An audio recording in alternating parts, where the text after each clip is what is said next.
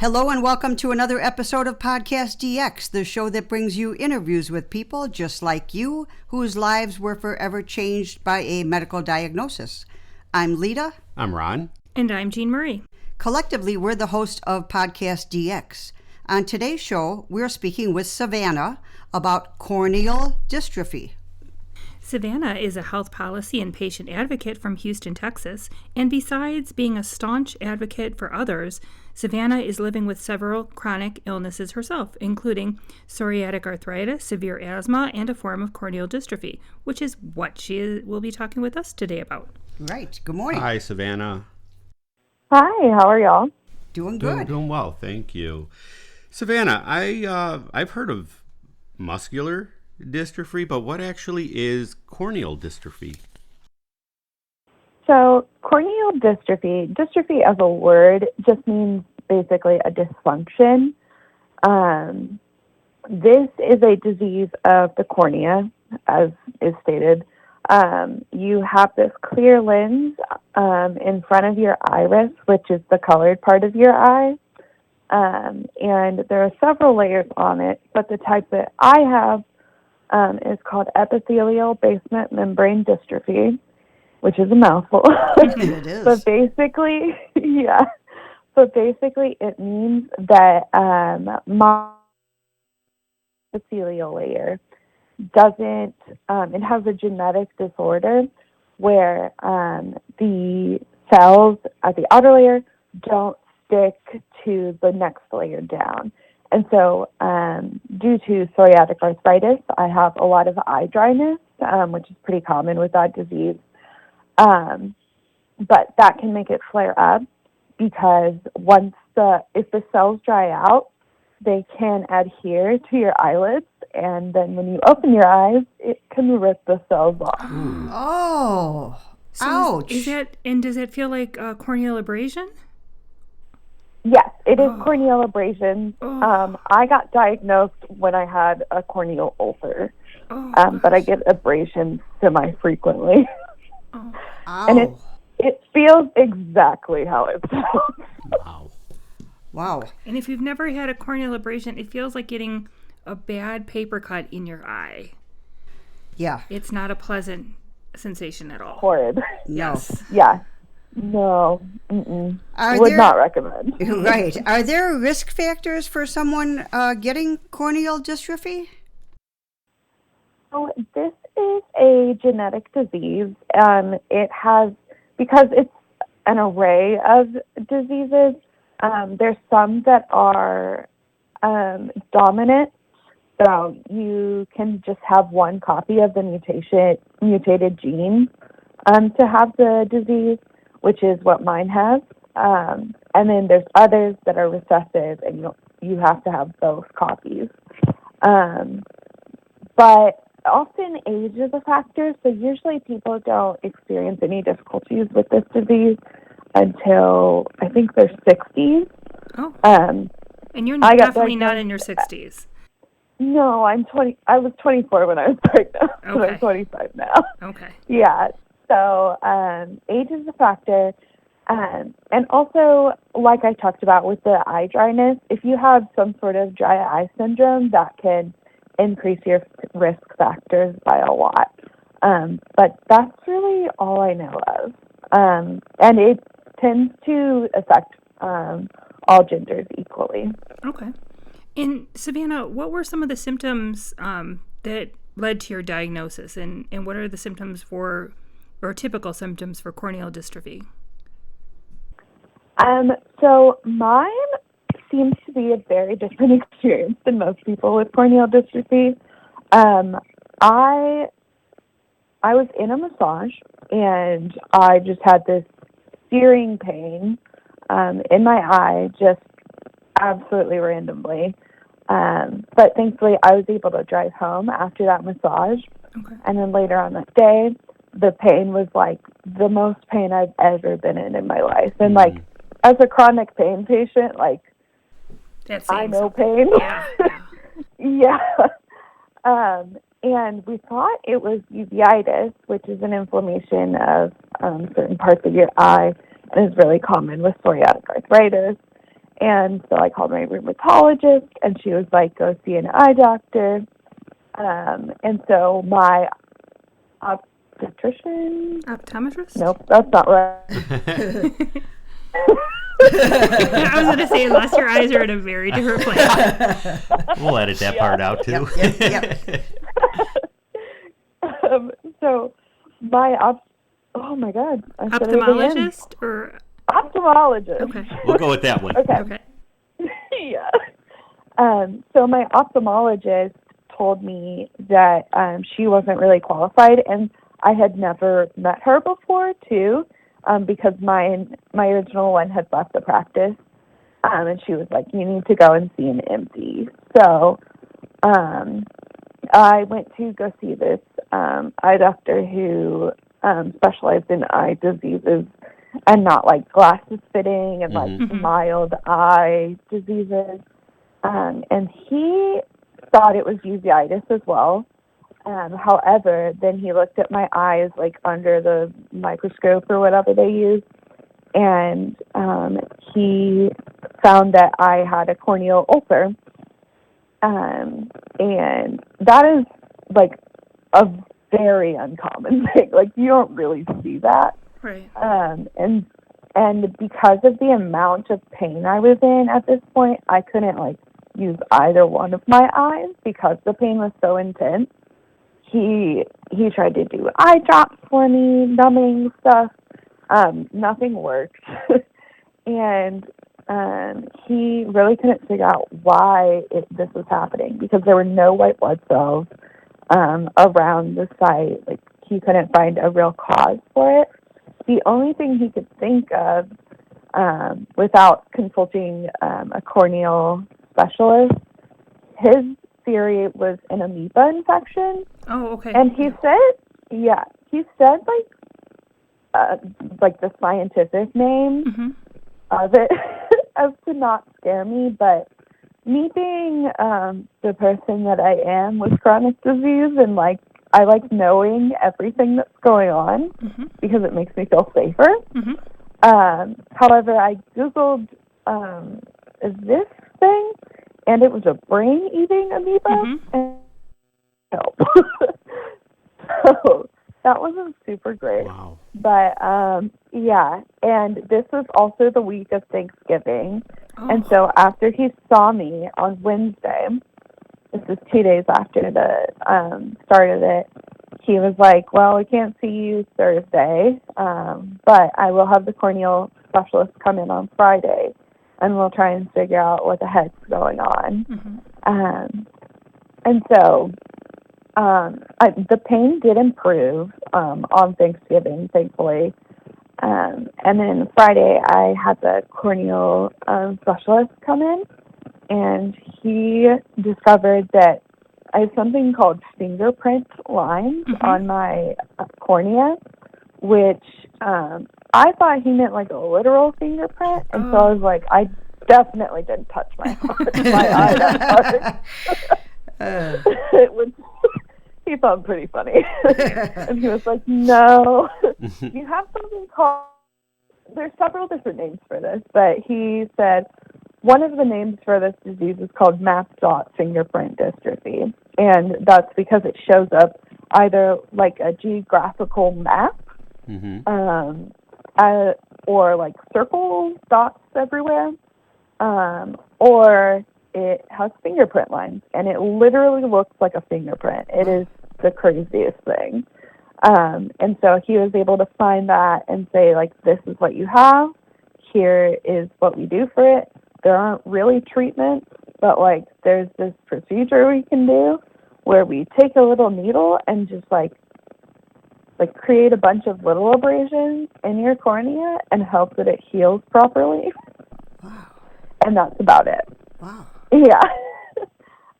But I am able to manage the eye dryness with a drug called Restasis, and then just regular eye drops throughout the day if I need them.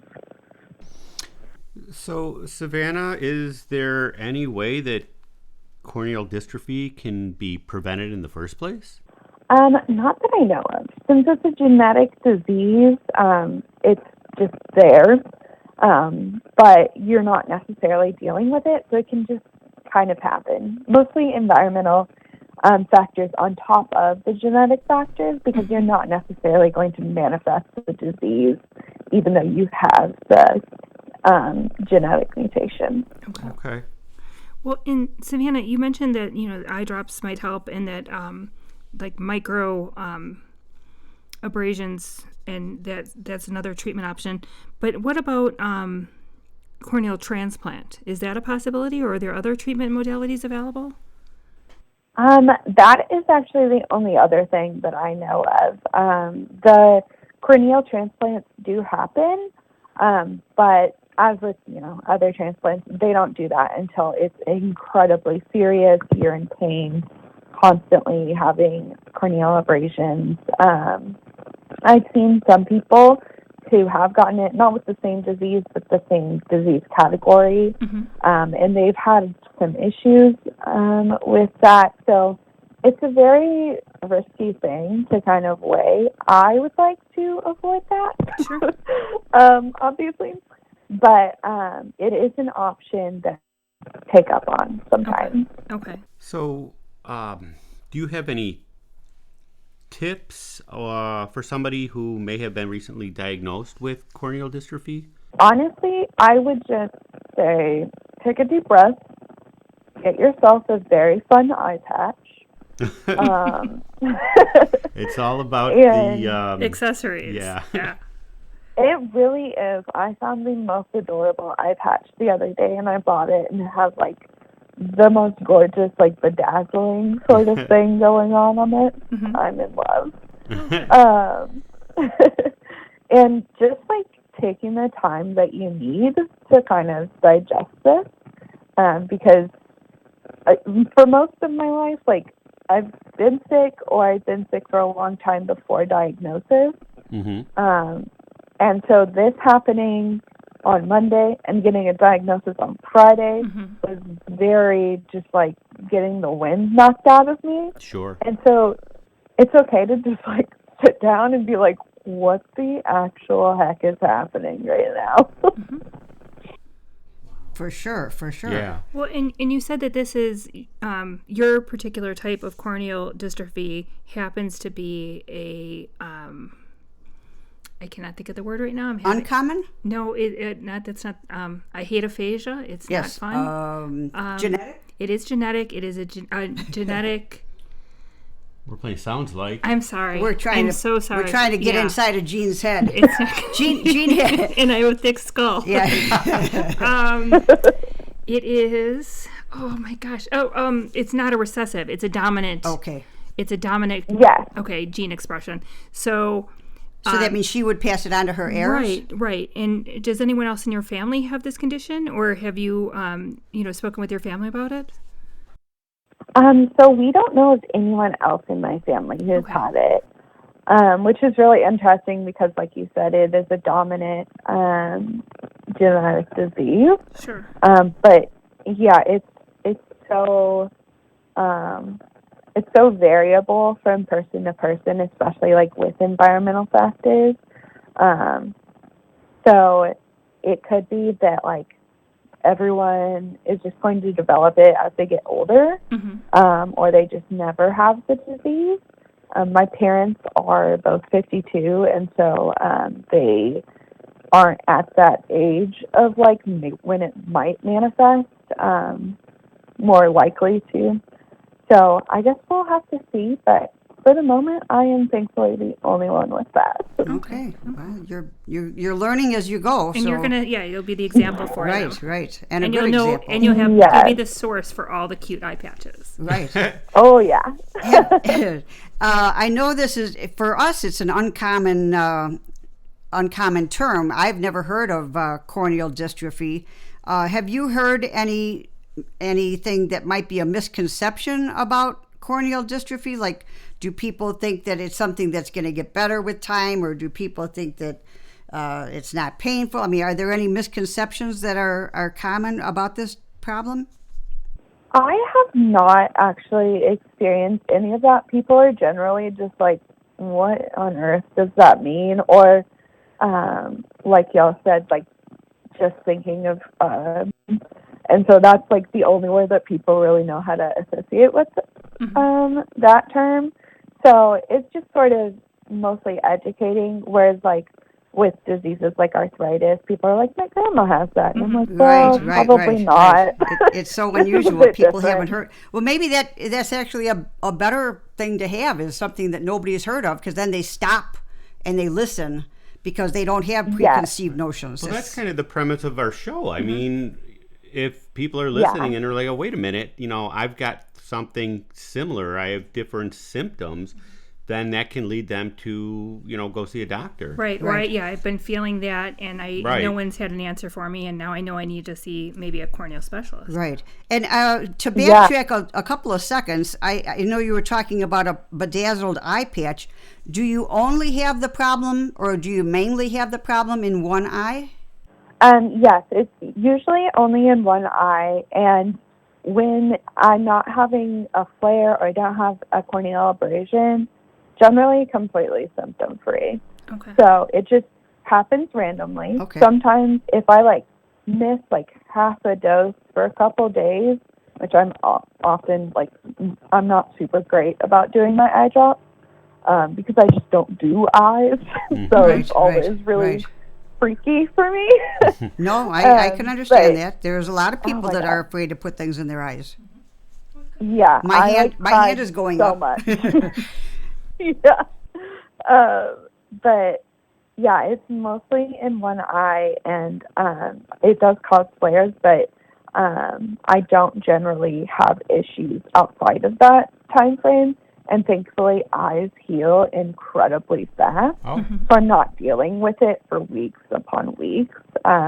My corneal ulcer healed completely after 2 or 3 weeks. And I was symptom-free until I had the next abrasion because I didn't take my meds properly. Okay. Right. And I have another question. Have they ever said anything about possibly wearing a contact lens? So there are bandage contact lenses. Okay. They do those. But if you mean just in general, prescription, Right. Yeah. That was already ruled out for me because of my severe dry eye. Oh, sure. Okay. Yeah, so I'm assuming that it's probably a no-go for corneal dystrophy, but I have not looked into that or seen that on any Facebook group. Okay. Savannah, we've talked with a lot of guests about their family and their friends, that they're very helpful when somebody's recovering from a surgery or something like that, and in conditions where people have a condition or something that they're going to have for the rest of their life, sometimes the family is a huge support group for them. How about your friends and your family? How have they been able to help you with this? My dad is actually the one who drove me back and forth to my appointments of trying to get a diagnosis, and he was really helpful in trying to figure out everything. And he sat with me in my appointments because I was just so freaked out the whole time. And so that was really great. And my parents both tried pretty hard to just make sure that I was having all of the things that I needed and trying to adapt some of my life to sort of not being able to see at all or just seeing out of one eye. And because it also causes light sensitivity, we closed all the blackout curtains. Right. So the house it's very dark when I'm having a flare. Okay. But you have So learned how to really adapt, helpful. and that's good. And the family has been there for you. Yeah, I actually knew a lot of things because of this girl who does YouTube videos named Molly, and she's blind and does a lot of informational stuff on Apple devices. And so I knew sort of how to adapt the device better, and that was so helpful to have already. And what other adaptations have assisted you? Do you like to listen to audiobooks? Are things like that? Do you ever watch movies with the audio narration on? I don't think I've ever used the audio narration, Okay. but I do use a lot of audiobooks. I love audiobooks. Okay. Well, yeah, they're pretty wonderful. Yes. Savannah, how can our listeners learn more about you and everything? It sounds like you were kind of a mover and shaker as well, as an advocate. So how can our listeners learn more about you and follow you? And are you on social media? I am on social media. You can follow me on Twitter at Savannah Braun, SAVANNA BRAUN, which you can also use for Instagram, or you can use Instagram for psoriatic asthmatic. Those are my two Instagram accounts that I use for chronic illness. And I often post about my advocacy work. So if I'm going to DC, if I'm talking with senators, I have a press conference coming up soon for the ACA legal case. So I'll be posting about that. And I just try to do a lot of activism and awareness about disability in general, but also my specific diseases and prescription drug access. Thank you That's for doing wonderful. that. Absolutely. Yes. Yeah, thanks for having me. Well, if our listeners have any questions or comments related to today's show, they could either contact her directly through the Twitter or Instagram accounts, or they could drop us a line at podcastdx@yahoo.com, through our website, podcastdx.com, on Facebook, Twitter, Pinterest, or Instagram. I don't know why you looked at me when you said that. Because I don't know where that came from. And if you have a moment to spare, please give us a 5-star review wherever you get your podcast. And as always, please keep in mind that this podcast is not intended to be a substitute for professional medical advice, diagnosis, or treatment. Always seek the advice of your physician or other qualified healthcare providers with any questions you may have regarding a medical condition or treatment and before undertaking a new healthcare regime, and never disregard professional medical advice or delay in seeking it because of something you have heard on this podcast. Till next week.